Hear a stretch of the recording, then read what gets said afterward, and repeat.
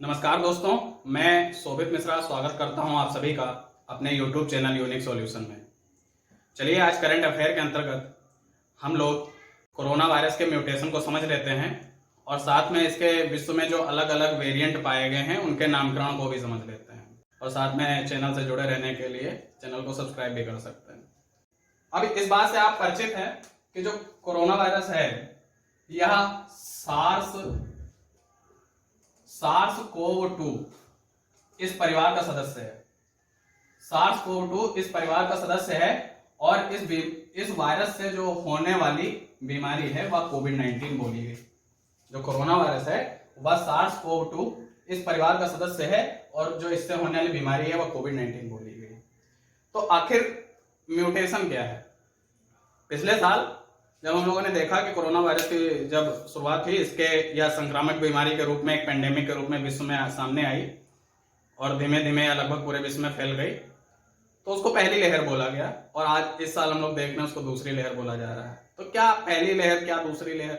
यहां पर आप एक बात ध्यान रखें कि उस समय जो कोरोना वायरस का रूप था, आज के समय जो रूप है, आप कह सकते हैं कि कोरोना वायरस ने म्यूटेट कर दिया है। कोरोना वायरस ने म्यूटेट कर दिया है। तो यह म्यूटेशन क्या होता है? म्यूटेशन को समझने के लिए आप जरा याद करें कि वाटसन और क्रिक ने एक डबल हेलिक्स मॉडल दिया था। दोहरी जो संरचना थी, इसको आप लोग कह देते थे कि यह डबल हेलिक्स मॉडल है। और यह आपने बायो में पढ़ा होगा, इस तरीके से आप डबल हेलिक्स मॉडल जानते हैं, परिचित हैं उससे। इस डबल हेलिक्स मॉडल में या डीएनए का डबल हेलिक्स मॉडल आप बोलते हैं। लेकिन जो कोरोना वायरस है, कोरोना वायरस में डीएनए नहीं है, उसमें आरएनए है। अब आप पूछेंगे आरएनए क्यों होता है, तो मैं आपको बहुत साधारणता एक छोटी सी चीज से बताना चाहता हूं।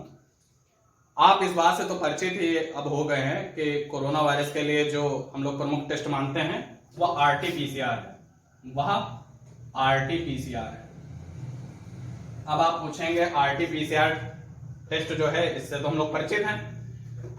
तो इसका दरअसल होता क्या, इसका पूरा नाम क्या है? रिवर्स ट्रांसक्रिप्शन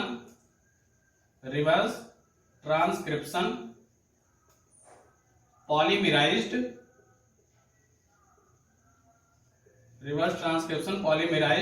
चेन रिएक्शन,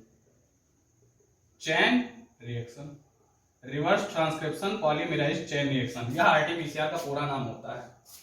तो आप कहेंगे अभी तो आप म्यूटेशन बता रहे थे, अब आरटीपीसीआर की बात कर रहे हैं। दरअसल यह जो मैं आपको अभी डबल हेलिक्स मॉडल बता रहा हूं, वह मैं बोल रहा हूं कि डीएनए के लिए है। और जो हमारा कोरोना वायरस है उसमें जो आरएनए है, तो उसमें जो मॉडल है वह सिंगल हेलिक्स का होता है। मतलब कि आप बोल सकते हैं उसमें दोहरी संरचना नहीं है, उसमें सिंगल संरचना है, सिंगल हेलिक्स है। तो यह आरएनए में जो है, कोरोना वायरस के आरएनए में, वह दोहरी डबल हेलिक्स मॉडल नहीं है। अब इसमें आरएनए कैसे होता है, इसको मैं स्पष्ट करने के लिए ही बता रहा हूं आरटीपीसीआर। आरटीपीसीआर में क्या होता है कि इसका पूरा नाम रिवर्स ट्रांसक्रिप्शन पॉलीमराइज्ड चेन रिएक्शन है। डीएनए को, यह जो डीएनए है, इसको आरएनए में बदलना ट्रांसक्रिप्शन बोला जाता है। डीएनए को आरएनए में बदलना क्या बोला जाता है? ट्रांसक्रिप्शन बोला जाता है। और आरएनए को डीएनए में बदलना, उसे बोला जाता है रिवर्स ट्रांसक्रिप्शन। डीएनए को आरएनए में बदलना ट्रांसक्रिप्शन बोला जाता है और आरएनए को डीएनए में बदलना रिवर्स ट्रांसक्रिप्शन बोला जाता है। तो किया क्या जाता है ना कि अगर किसी मरीज में कोरोना वायरस पहुंच गया है, तो उसमें कहने का मतलब यह हो गया कि उसमें आरएनए इस टाइप का मौजूद होगा। उसका सैंपल ले करके और उसी सैंपल के जरिए जो है आरएनए को किसमें बदला जाता है? डीएनए में बदला जाता है। आरएनए को किसमें बदला जाता है? डीएनए में बदला जाता है। और जब आरएनए को डीएनए में बदल दिया जाता है, सभी जहां पे इस लैब होती हैं, जहां पे वो जो सैंपल गया है उसकी टेस्टिंग होती है, तब उसमें यह मैच किया जाता है कि कोरोना वायरस का आरएनए से डीएनए में बदलने पर जो रूप होगा, क्या उस सैंपल से प्राप्त जो आरएनए से डीएनए में बदलने पर जो रूप है, क्या उस सैंपल का जो रूप है वो कोरोना वायरस के डीएनए आरएनए से डीएनए में बदलने पर जो रूप है उससे मैच कर रहा है, नहीं कर रहा है? फिर से आप समझें, डीएनए को आरएनए में बदलना ट्रांसक्रिप्शन बोला जाता है, आरएनए को डीएनए में बदलना रिवर्स ट्रांसक्रिप्शन बोला जाता है। तो अगर कोई मरीज कोरोना वायरस से ग्रसित हो गया है तो उसका सैंपल ले लेने पर उसको जब लैब में भेजा जाता है तो उसका आरएनए डीएनए में चेंज किया जाता है। तो जब आरएनए डीएनए में चेंज किया जाएगा तो ऑलरेडी जो वहां लैब में जो पहले से एक कोरोना वायरस का जो डीएनए सैंपल है उससे मैच किया जाएगा कि यह जो आरएनए से डीएनए में बदलने पर जो सैंपल आया है क्या उससे मैच कर रहा है, नहीं कर रहा है। अगर उससे मैच कर जाता है तो उसको बोल देते हैं कोरोना पॉजिटिव, और अगर नहीं मैच करता है तो उनको कोरोना नेगेटिव कह देते हैं, और इसी को आरटीपीसीआर टेस्ट कहते हैं। तो या तो आप समझ गए कि आरटीपीसीआर की चर्चा मैंने क्यों की। बाकी आप यह जान गए कि जो डीएनए है डबल हेलिक्स मॉडल है, आरएनए सिंगल हेलिक्स मॉडल है। तो क्या है, म्यूटेशन में क्या होता है ना कि यह जो डीएनए और आरएनए है जीन की सीक्वेंसिंग में अंतर आ जाता है। अब जीन की सीक्वेंसिंग में अंतर आ जाना मतलब कि जैसे कुछ इस प्रकार से ब्रेक कर जाना कुछ नई जीन्स का, मतलब कि पुरानी जीन से नई जीन में जो है कुछ नए चेंज आ जाना, जीन के सीक्वेंसिंग में अंतर आ जाना। म्यूटेशन को आप इस प्रकार से और समझें, म्यूटेशन आवश्यक है प्रकृति में रहने के लिए, सर्वाइव करने के लिए म्यूटेशन आवश्यक है। रिप्रोडक्शन के जरिए जो है म्यूटेशन अक्सर देखा जाता है। आप जानते हैं कि जो जिराफ थे उनकी गर्दन छोटी थी और धीमे धीमे उनकी गर्दन लंबी होती गई, जो उनकी आगे जो नई संतानें हुई उनकी गर्दन लंबी होती गई। क्यों लंबी होती गई? क्योंकि उस समय आप अवधारणा इस बात से परिचित हैं कि छोटे पेड़ पौधे होते थे, उसके बाद धीमे धीमे पेड़ पौधे जब लंबे हुए तो उन्होंने उनको खाने के लिए अपनी गर्दन को ऊंचा किया और उनकी गर्दन जो है लंबी होती गई। आप दूसरा उदाहरण देखते हैं, जैसे जो है माता पिता के कुछ गुण जो हैं लक्षणों में वंशानुगत हो जाते हैं, म्यूटेशन है।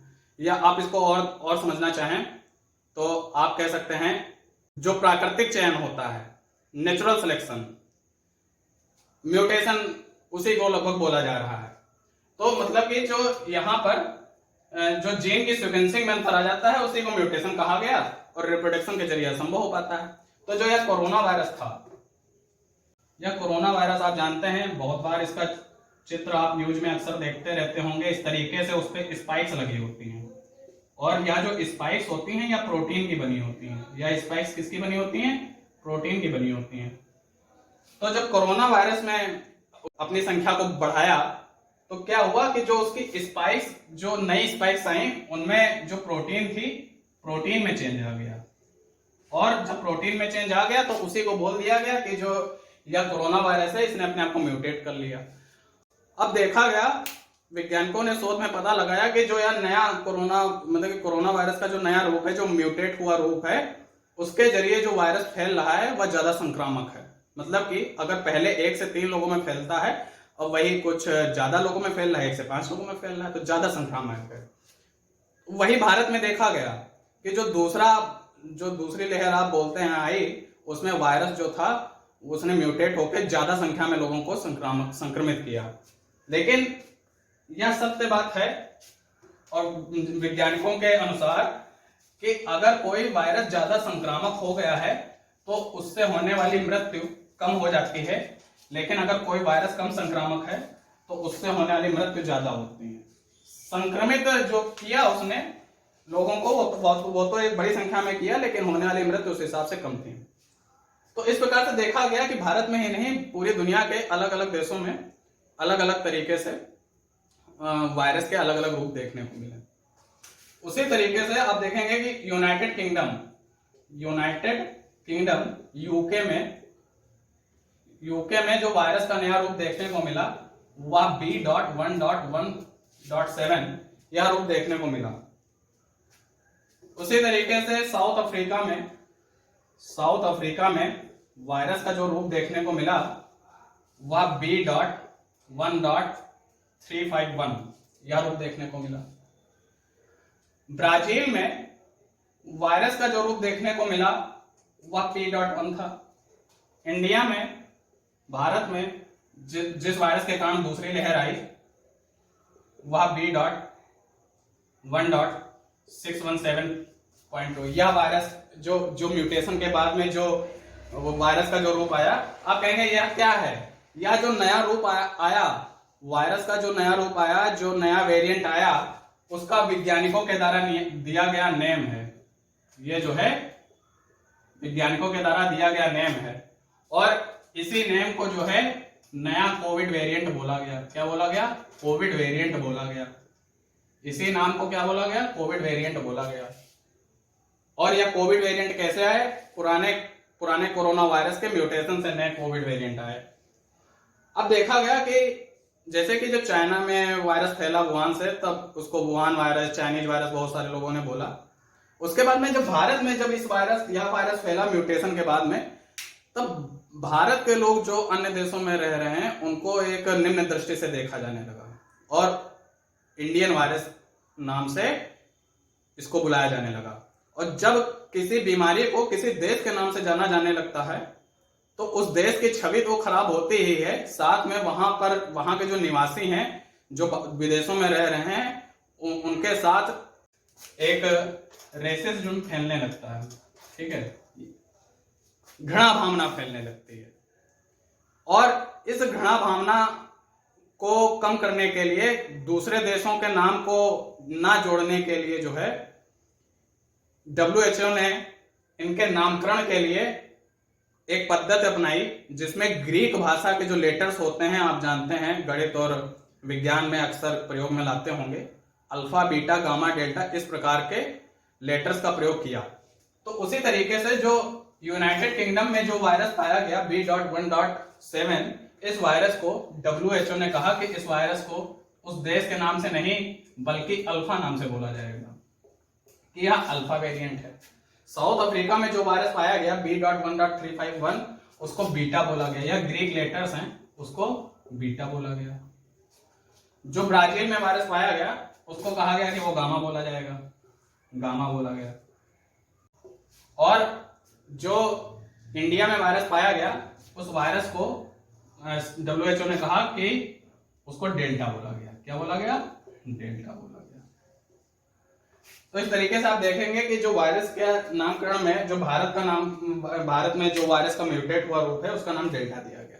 याद रखिएगा, आपकी परीक्षाओं की दृष्टि से यह जरूरी रहेगा कि परीक्षाओं में पूछा जा सकता है कि वर्ल्ड हेल्थ ऑर्गेनाइजेशन ने जो भारत के कोविड वेरिएंट है उसका क्या नाम दिया है? डेल्टा। अन्य देशों के भी याद रखिएगा, क्योंकि आप कुछ प्रमुख देशों को ही बताए हैं। और क्या होता है कोरोना वायरस का म्यूटेशन, उम्मीद है आप समझ पाए होंगे। और इसी प्रकार अगर आपको वीडियो पसंद आ रही है तो आप लाइक और शेयर कर लें, साथ में चैनल से जुड़े रहने के लिए आप सब्सक्राइब कर लें। धन्यवाद।